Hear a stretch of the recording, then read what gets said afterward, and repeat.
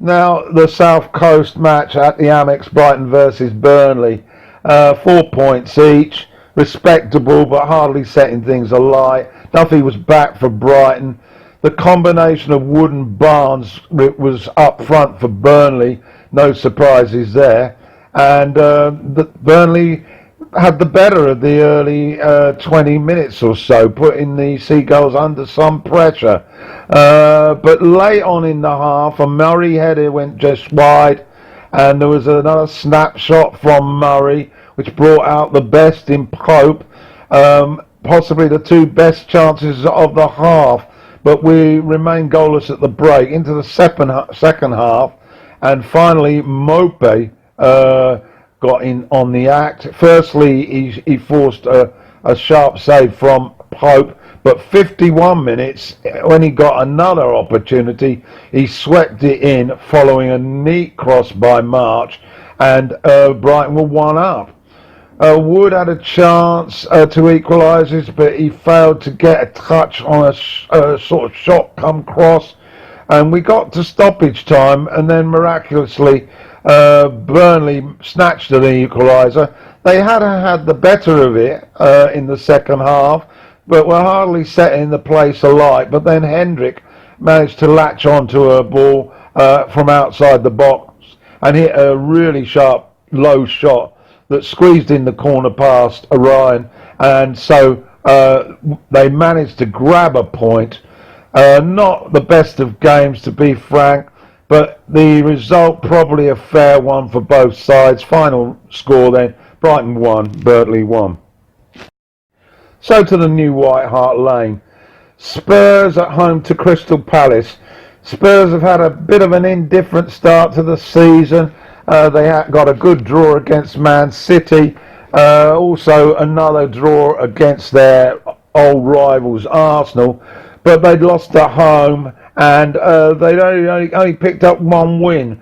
Palace, well, apart from that win at Old Trafford, their start had been a bit unadventurous as well. So we really weren't quite sure what we were going to get.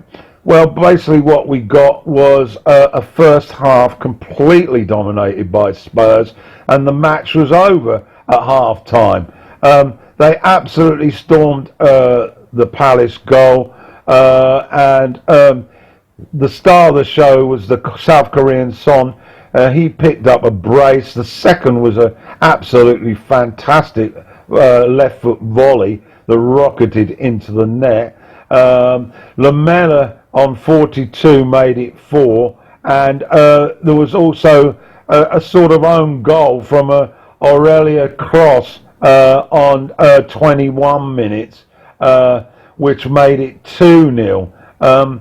Very, very short highlights on this one, because basically it all happened in the first half, and the second half was largely forgettable. Palace were toothless, really, and lots of work for Hodgson. Pochettino absolutely delighted at this result, and the sparkling form of Son is something that they will relish going into the Champions League fixture next week. So final score then, Spurs 4, Crystal Palace 0. So to the two matches on Sunday. They were both very good to watch, I must admit. The first of them then, Bournemouth versus Everton. Solanke was in from the start for Bournemouth, and there was a welcome return to first team action for the Bournemouth skipper, Lewis Cook, who'd been out for an extremely lengthy absence through injury. But it was Everton who got on the front foot early on. Sigurdsson forced a shot, but it was handled relatively comfortably by Ramsdale in goal. Bournemouth, though, were also bright going forward. On 11 minutes, then, a sort of free kick for the Cherries just outside the box, and easy save for Pickford. 17 minutes, Calvert-Lewin in for the start from for Everton, put through, but the goalkeeper just got to the ball ahead of him. And 18 minutes, the best opportunity of the match for Richarlison. His snapshot hit the woodwork. Goalkeeper no chance, but it went away to safety. 21 minutes, Solanke responding for Bournemouth, shot from the edge of the area, but Pickford managed to tip it around the post. And on 22 minutes, Harry Wilson swoops to follow up Solanke's header from a corner, and sorry, not Harry Wilson, Callum Wilson, and the ball ended up in the net. There was a VAR check, but the goal stood. So 1-0 to the Cherries on 22 minutes. 8 minutes later, King was brought down just outside the box by Coleman, and Wilson's free kick blocked. Everton were matching the Cherries, however, and still looking a threat down that left with Dina. But Calvert-Lewin and Richarlison just lacking that final pass, that final shot. After that encouraging start from Everton, they were starting to struggle a little bit.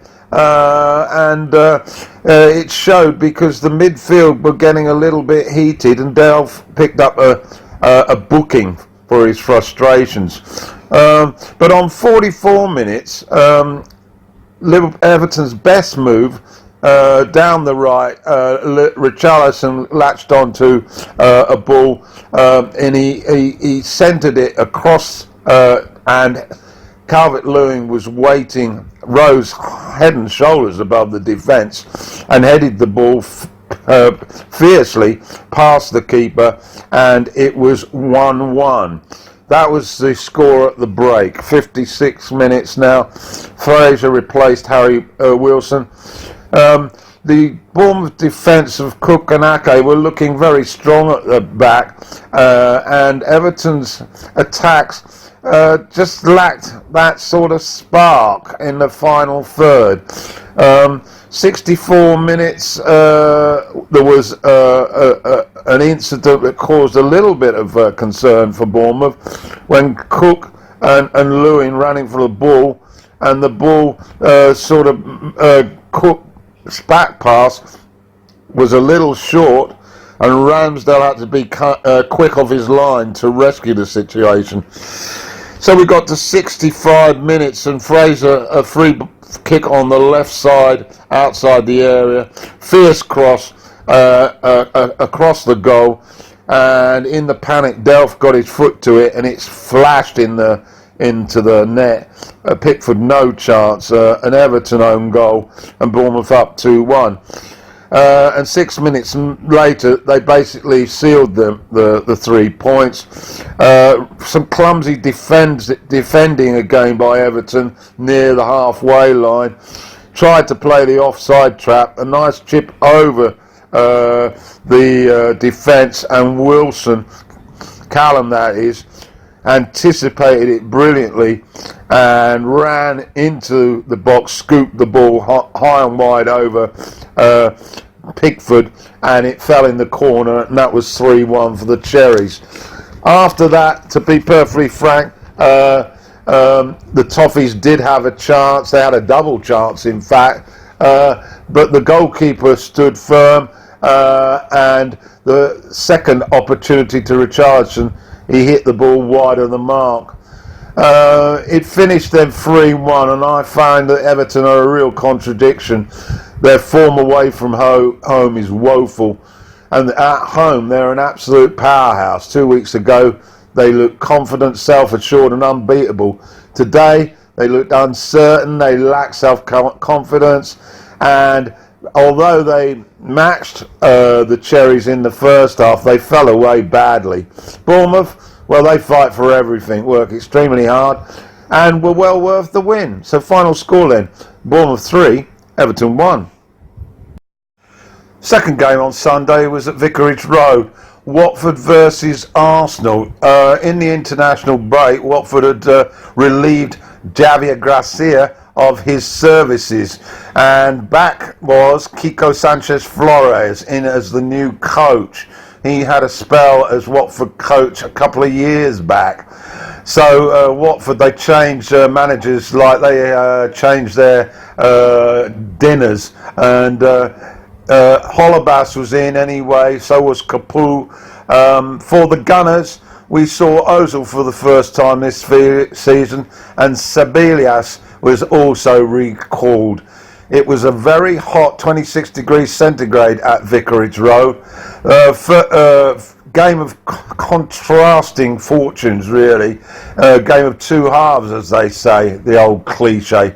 First half then, there was an early shot from Cleverley that tested Leno, but after that, and Deulofeu also had a jinking run, beat two defenders, but his pass to a colleague resulted in a very tame effort. After that, Arsenal took control. 21 minutes, Kolasinac was put free down the left, marauding run, his pinpoint cross found Aubameyang, and that was the end of that 1-0. 10 minutes later, some neat interchange of passing between the Gunners allowed Maitland Miles to come in into the box on the left, and again his neat pass found Aubameyang in the middle unmarked, and that was 2-0. The Gunners were absolutely cruising at this moment, and Watford looked like a team at the bottom of the league. But then Guendouzi got caught just near his own box, and Deulofeu took advantage, but his strike was dealt by Leno. This was a warning to Arsenal to be too cute inside their own box. Towards the end of the half, there was a fracas involving a number of players, lost their tempers quickly, but we got to the half 2-0 to the Gunners. Second half, completely different story. And not long into that half, Socrates, who decided he wanted to be like his namesake, who played for Brazil many years ago, tried to do this playing out from the back, and his pass, Deulofeu managed to stick out a leg. It hit his leg, fell to Cleverley, who couldn't miss, and it was 2-1 to Watford. 2-1 to Arsenal. A valuable goal back for Watford, and that was just what they wanted, because their confidence grew and they were putting in the shots as well. And it wasn't a surprise when Pereira for Watford jinked into the box, and David Luiz, who's not that clever really, when he's in a tight situation, managed to clip Pereira. Down he went, and the said man got up and converted the penalty, and it was 2-2. After that, there was really only one likely winner. Deulofeu had a chance, which he missed by a fraction, and in added time, Decore's effort on the break was saved by Leno. Arsenal survived anyway and managed a point. Good result for Watford though. Final score at Vicarage Road: Watford 2, Arsenal 2. The Monday night match at Villa Park then, Aston Villa versus West Ham. Saw some very brief highlights of this. Brief because really it was an uneventful spectacle. The highlights for what I saw: 12 minutes, an early chance for Villa, following good work by their ever-improving midfielder Grealish, and his cross found Wesley, who should have put Villa ahead. He was only 3 or 4 yards out, but he managed to put it over the top. There was a chance at the other end for McGinn around about half time, but his effort was saved well by Fabianski. Second half then, Villa looking slightly more threatening again. McGinn shot went slightly wide of the target, and then Masuaku managed to get himself sent off for a second yellow card. It looked pretty soft. The first one was justified, the second one not so. But he went off, and so West Ham had to survive half an hour with 10. They did it pretty comfortably, really, and we got to the final whistle. Villa and West Ham had dealt out an inauspicious goalless draw, and so that completed the fixtures. Now, how does that leave things? Well, 5 matches played. At the top, Liverpool are on top with a 100% record, 5 wins out of 5, 15 points. City way back in second now, 5 points off the pace, following that loss at Carrow Road. And there's a host of clubs on 8 points. They've had 2 wins, 2 draws and a loss. They include Leicester, Manchester United, Spurs, Chelsea and Arsenal. At the bottom, Watford got a point, but they're still on the bottom with 2. Wolves are now next to them on 3. Poor start for Wolves. And Newcastle and Villa are on 4. So next week, midweek, we have Champions League and Europa League, and I will be doing a summary of that on Friday. Prediction show, as usual, probably Friday as well. Okay, that's your lot.